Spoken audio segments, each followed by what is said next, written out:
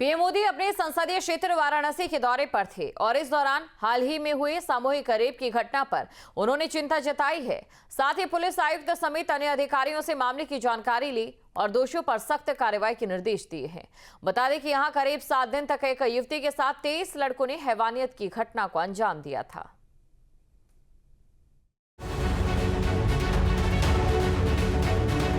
देश के प्रधानमंत्री नरेंद्र मोदी आज अपने संसदीय क्षेत्र वाराणसी के दौरे पर थे।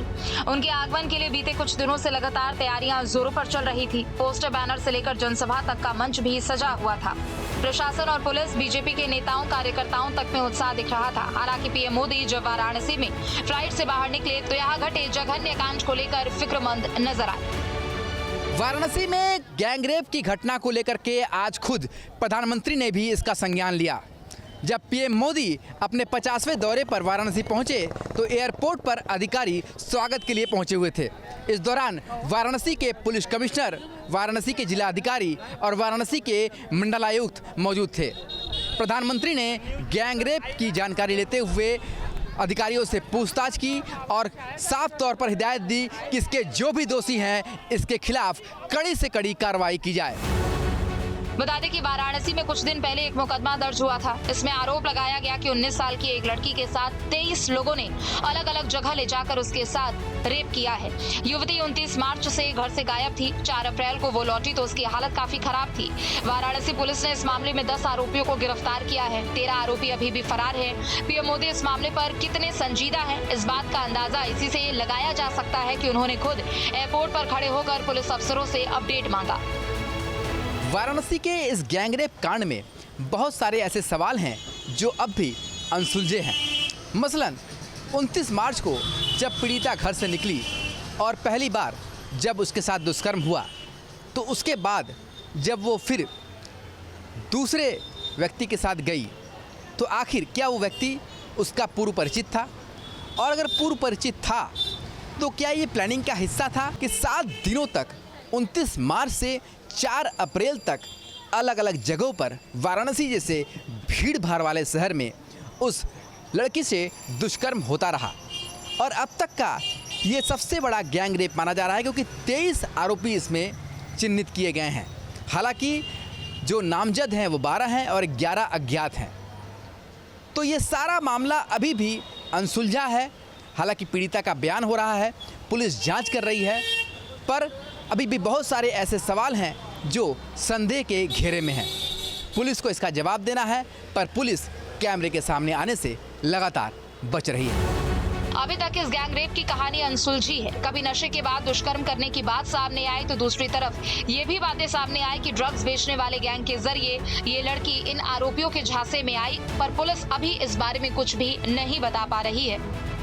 रेप कांड के आरोपियों की तो गिरफ्तारी हो रही है, पर जिस तरीके से ये पूरा रेप कांड हुआ उसमें कहीं ना कहीं नशे की भी बहुत बड़ी भूमिका रही है, क्योंकि पीड़िता की जो परिजन की तहरीर है उसमें बार बार नशे का जिक्र किया गया है।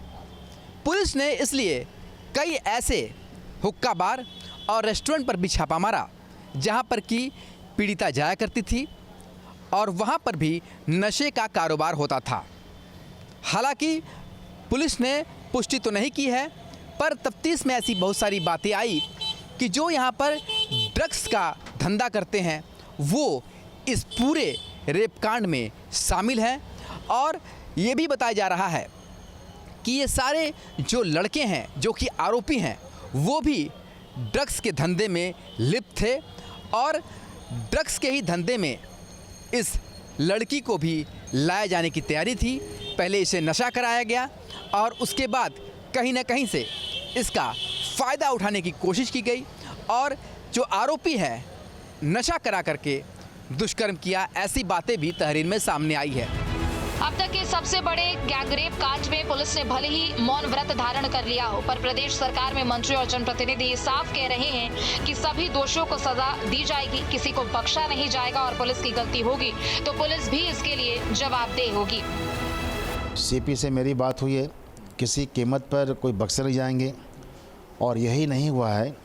अगर इसमें कहीं पुलिस की लापरवाही भी रही है तो उनको भी खिलाफ कार्रवाई की जाएगी और इस पर पूरी जांच करा कर शहर के चौराहों का कुछ रिकॉर्डिंग इकट्ठा कर रहे हैं और रिकॉर्डिंग करने के बाद कोई भी आदमी इसमें जो रहा है वो बचेगा नहीं। देखिए, अब मेरा इसमें स्पष्ट कंसेप्ट है कि चाहे जो भी हो, चाहे भाजपा कार्यकर्ता, सपा कार्यकर्ता, चाहे कहीं भी किसी भी कोई तरह का अगर हमारे बेटियों के साथ, हमारे बहनों के साथ किसी भी तरह का छेड़छाड़ करेगा तो उसके ऊपर प्रशासन तगड़ी से तगड़ी कार्रवाई करेगी। इस दर्दनाक घटना के बाद लोग भी यही बता रहे हैं कि हम सब इस घटना से स्तब्ध हैं। ऐसे में जल्द से जल्द सभी आरोपियों की गिरफ्तारी होनी चाहिए। जिसने भी ऐसा किया है उसके खिलाफ कोई नरमी नहीं बरती जानी चाहिए। पीड़िता को न्याय मिलना चाहिए।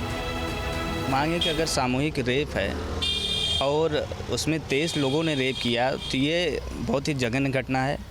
उसके खिलाफ सख्त से सख्त कार्रवाई होनी चाहिए। जितने भी दोषी हैं, जितने भी पकड़े गए हैं, बाकी जो अभी नहीं पकड़े गए उनको पकड़ा जाए, उनके खिलाफ कार्रवाई की जाए और उनको कड़ी से कड़ी सज़ा मिले कि बनारस में ऐसा कृत्य आगे न हो पाए। जी, बहुत निंदनीय है, बहुत शर्मनाक घटना है। हम इस घटना की निंदा करते हैं और जो भी इसमें दोषी हैं उन पे कड़ी से कड़ी और कार्रवाई हो और आगे जो इस तरीके के लोग हैं उनको एक संदेश जाए कि हम अगर इस ऐसा काम कुकृत्य करेंगे तो हम पे भी बहुत तगड़ा एक्शन होगा। जिस तरीके से अब ये मामला पूरे देश में सुर्खियां बन गया है, प्रधानमंत्री खुद ही कह चुके हैं कि दोषियों को जल्द से जल्द कड़ी से कड़ी सजा दी जाए और आगे ऐसी घटना ना हो, इसके लिए भी कड़ाई से पुलिस पेट्रोलिंग करे और शहर में पुलिस का जो है भय प्राप्त हो। ये सारी बातें प्रधानमंत्री ने अपने वाराणसी दौरे के दौरान कही हैं। पर इस समय पुलिस के लिए अभी भी चुनौती है कि बाकी 11 आरोपी कब पकड़े जाएंगे और इस पूरे रेप कांड की साजिश कैसे रची गई और कैसे ये लड़के उस लड़की को लेकर के अलग अलग स्थान में जाते रहें और किसी को इसकी भनक नहीं लगी। ये पूरा जो पर्दाफाश है वो होना बाकी है। वीडियो जर्नलिस्ट शिवम मिश्रा के साथ सुशांत मुखर्जी, न्यूज़ स्टेट, वाराणसी।